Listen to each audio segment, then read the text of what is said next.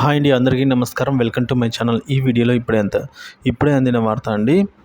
రాష్ట్రమంతా shock. AP రాజధాని ఫిక్స్పై రాష్ట్రపతి కొత్త ఆర్డినెన్స్. పూర్తి సమాచారాన్ని అయితే ఈ వీడియో ద్వారా తెలుసుకుందాము. వీడియోని ఎక్కడే కానీ స్కిప్ చేయకుండా ఎండ్ వరకు చూడండి, అప్పుడే పూర్తి ఇన్ఫర్మేషన్ అర్థమవుతుంది. వీడియోకి ఒక లైక్ చేయండి ఫ్రెండ్స్. వీడియోలోకి అయితే వెళ్ళిపోదాము. ఫ్రెండ్స్, ఇక విషయానికి వచ్చినట్లయితే ఏపీ రాజధాని అమరావతికి 15,000 కోట్లు ఇస్తామని కేంద్రం నిన్న బడ్జెట్లో అయితే ప్రకటించిందండి. సో ఈ నేపథ్యంలో రాష్ట్రంలో కూటమి సర్కారు కూడా శరవేగంగా అడుగులు వేస్తోందండి. ఈ మేరకు రాజధానిలో పెండింగ్లో ఉన్న పనులను గుర్తించేందుకు 7 సభ్యులతో అయితే ఒక టెక్నికల్ కమిటీని నియమిస్తూ నిర్ణయం తీసుకుందండి రాష్ట్ర ప్రభుత్వం కూడా. దీనిపై ఉత్తర్వులు కూడా జారీ అయ్యాయి. ఈ నెల రోజుల్లో ఈ కమిటీ రిపోర్ట్ ఇవ్వాలని ప్రభుత్వం ఉత్తర్వులలో పేర్కొన్నదండి. నివేదిక రాగానే తదుపరి అడుగులు పడనున్నాయి.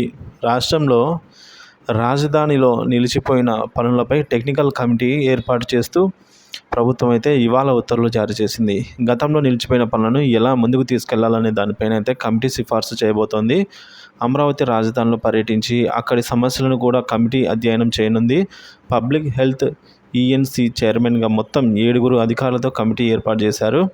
కమిటీలో సభ్యులు R&B, అలాగే VMC, APCPPDCL, APCRDA, ADCL chief ఇంజనీర్లు, విజిలెన్స్ అండ్ ఎన్ఫోర్స్మెంట్ డిపార్ట్మెంట్ నుంచి ఒక ప్రతినిధిని నియమించారు.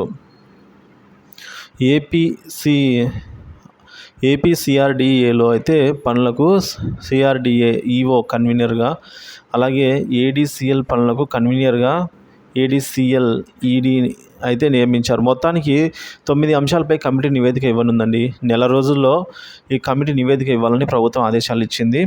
రాజధాని నిర్మాణం పనులలో ప్రస్తుత పరిస్థితిని సాంకేతిక కమిటీ అధ్యయనం చేయనుంది.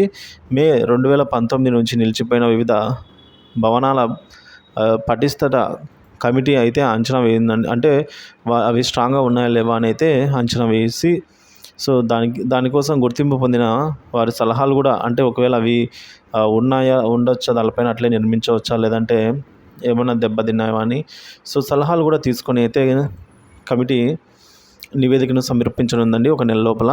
రోడ్లు, డ్రైనేజీ, వాటర్ సప్లై కోసం వేసిన పైప్ లైన్లు, విద్యుత్ కమ్యూనికేషన్ పనులకు జరిగిన నష్టాన్ని కమిటీ అంచనా వేస్తోంది. రాజధానిలో పలు ప్రాంతాల్లో మిగిలి ఉన్న మెటీరియల్ క్వాలిటీ పరిశీలన చేయడంతో పాటు పైపులు, ఇనుము, ఇతర మెటీరియల్ సేవా సామర్థ్యం అంచనా వేయనుంది.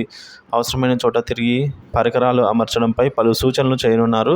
నిలిచిపోయిన అన్ని పనులపై ఎలా ముందుకెళ్లాలనే దానిపైన అయితే కమిటీ సిఫార్సులు చేయనుంది. నిలిచిపోయిన పనులు ఎక్కడి నుంచి ప్రారంభించాలనే దానిపై అయితే నిర్దిష్టమైన సూచనలు చేయనున్నారు.